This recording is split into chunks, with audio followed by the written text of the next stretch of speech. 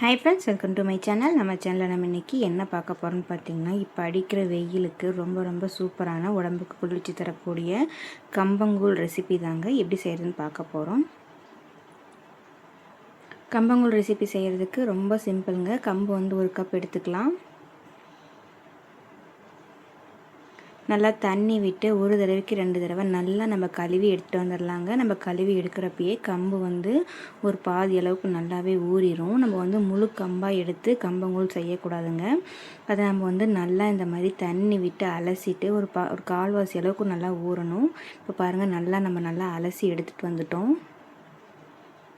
தண்ணிலாம் இல்லாமல் நல்லா ஃபுல்லாக இந்த மாதிரி ட்ரையாக வடிகட்டி எடுத்துக்கலாம். இப்போ வடிகட்டி எடுத்த கம்பை ஒரு மிக்சி ஜாரில் சேர்த்துக்கலாங்க. நம்ம கம்மியாக செய்கிறோம் அப்படின்னால மிக்சி ஜார்லேயே சேர்த்துருக்கோம். அந்த காலத்தில் என்ன பண்ணுவாங்கன்னு பார்த்தீங்கன்னா, நல்லா உரலில் குத்தி எடுப்பாங்க. இப்போ நம்மக்கிட்ட அந்த மாதிரி இல்லை அப்படின்றதுனால மிக்சி ஜாரில் சேர்த்துட்டோம். மிக்சி ஜாரில் சேர்த்துட்டு நைஸாக அரைக்கக்கூடாதுங்க. நல்லா கம்பை பாதியாக ஒரு கம்பை பாதியாக உடைக்கிற மாதிரி ஒரு மிக்சி ஜாரில் ஒரு 2 சுற்று மட்டும் விட்டு எடுத்தோம்னா கம்பு பாதியாக நல்லா உடஞ்சிரும். இப்போ அதை நம்ம ஒரு அப்படி எடுத்து வச்சுக்கலாம் ஒரு பாத்திரத்தில். இப்போ இந்த கப்பில் நம்ம 1 கப் அளவுக்கு கம்பு எடுத்துருக்கோம் இல்லைங்களா. நம்ம கூலாக செய்கிறோம் அப்படின்றதுனால நான் 4 கப் அளவுக்கு தண்ணி எடுத்திருக்கேன். இல்லை கம்பன் சாப்பாடு தான் நீங்கள் செய்கிறீங்க அப்படின்னா சாப்பாடுக்கு மாதிரியே தாங்க 2 கப் அளவுக்கு தண்ணி எடுத்தால் போதும். இப்போ தண்ணி எல்லாமே நல்லாவே கொதிச்சிருச்சு பாருங்கள். இப்போ இந்த ஸ்டேஜில் நம்ம பாதியாக உடச்சி வச்சுருக்க கம்பை நம்ம அது கூடவே சேர்த்துக்கலாம். ரொம்ப ஈஸியாக செஞ்சிடலாங்க, ரொம்ப கஷ்டம்லாம் இல்லை. இதை சுட சுட சாப்பிட்டாலும் நல்லாயிருக்கும். அப்படி இல்லைன்னா நீங்கள் நைட்டு செஞ்சு வச்சுட்டு காலையில் மோர் ஊற்றி சாப்பிட்றப்போ அவ்வளோ அருமையாக இருக்குங்க. உடம்புக்கு அவ்வளோ நல்லது. இப்போ இது எல்லாத்தையும் நம்ம கூட சேர்த்துட்டு நல்லா இந்த மாதிரி அடிப்பக்கெல்லாம் பிடிக்காத மாதிரி இப்படி எடுத்து விட்டுட்டே இருக்கணும். நல்லா கொதிக்குங்க, பார்த்து செய்யுங்க, இல்லை மேலே தெரிச்சிரும். நல்லா இந்த மாதிரி கொதிக்கிறப்போ நல்லா இந்த மாதிரி கிண்டி கிண்டி விட்டுகிட்டே இருக்கணும் அப்பப்போ.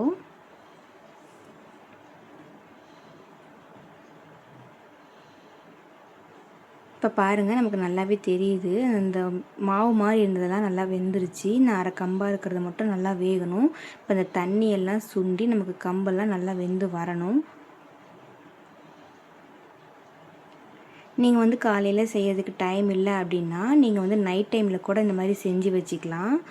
நம்ம மார்னிங் மோர் ஊற்றி குடிக்கிறப்போ ரொம்பவும் நல்லாயிருக்கும். கம்பஞ்சாப்பாடு பொறுத்த வரைக்கும் நம்ம பழசாக குடிக்கிறப்ப தாங்க அதோட டேஸ்ட் ரொம்பவும் நல்லாயிருக்கும். இப்போ பாருங்கள், தண்ணி எல்லாமே நல்லாவே சுண்டி நமக்கு நல்லாவே வெந்துருச்சு.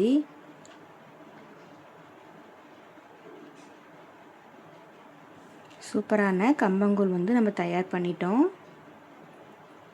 இப்போ நம்ம ஸ்டவ்வை ஆஃப் பண்ணிவிட்டு தட்டு போட்டு மூடி ஒரு மணி நேரம் நல்லா விட்டுருணுங்க. கம்பு புழுங்கும் அப்படின்னு சொல்லுவாங்க. அந்த சூட்லேயே அது இன்னும் கொஞ்சம் நல்லா நமக்கு வெந்து நல்லா கெட்டியாயிரும்.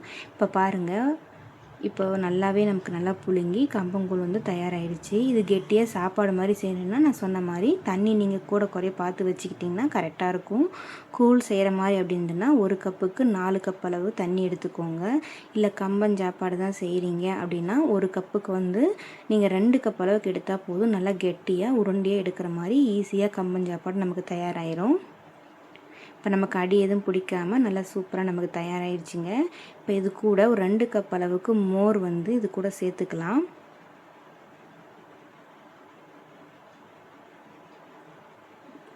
வெறுமனவாக சாப்பிட்றத விட மோர் ஊற்றி நம்ம சாப்பிட்றப்போ ரொம்ப குளிர்ச்சியாக இருக்குங்க.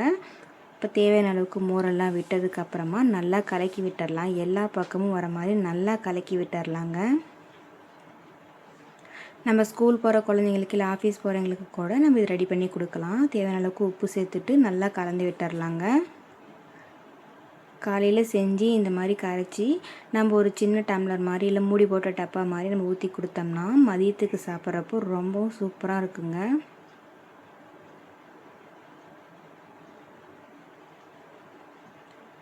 உடம்புக்கு ரொம்ப குளிர்ச்சியும் தரக்கூடியது, ரொம்ப சத்தான ரெசிபியும் கூடங்க. கண்டிப்பாக நீங்களும் உங்கள் வீட்டில் இதே மாதிரி ட்ரை பண்ணி பாருங்கள்.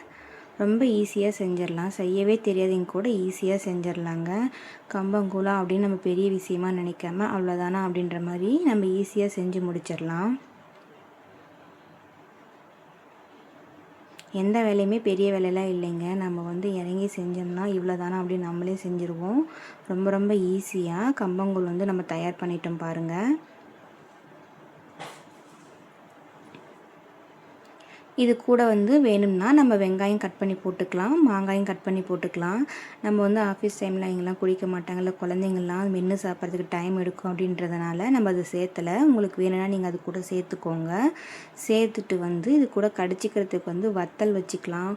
இல்லைனா நம்ம ரோட்டு கடையில் குடல் இந்த மாதிரி பொரிச்சு வச்சுருப்பாங்க இல்லைங்களா, அந்த மாதிரி கூட நம்ம சாப்பிட்டுக்கலாம். அதுவும் இல்லையா நம்ம வீட்டில் வந்து ஊறுகாய் இருந்தால் கூட ஊறுகாய் எடுத்து நம்ம வச்சு சாப்பிட்டுக்கலாங்க. ரொம்ப ரொம்ப நல்லது. கம்பங்கூழ் வந்து சூடாக இருக்குது, மோர் வந்து நல்லா கூலிங்காக இருக்குங்க. அதனால் நம்ம வந்து இவ்வளோ நேரம் வச்சுருக்கோம். கொஞ்சம் சூடு ஆறினதுக்கப்புறமா நம்ம அது கூட நம்ம சேர்த்துக்கலாம். இப்போ இது கூட நம்ம தொட்டுக்க மாங்காயும் இந்த மாதிரி மிளகாய் பொடி போட்டு எடுத்து வச்சுக்கோங்க. அவ்வளோதாங்க. ரொம்ப ரொம்ப சிம்பிளாக கம்பங்கூழ் எப்படி செய்யுது நம்ம இந்த வீடியோவில் பார்த்தோம். இந்த வீடியோ உங்களுக்கு பிடிச்சுன்னா மறக்காமல் நம்ம சேனலை சப்ஸ்கிரைப் பண்ணிவிட்டு லைக் பண்ணிக்கோங்க. தேங்க்யூ.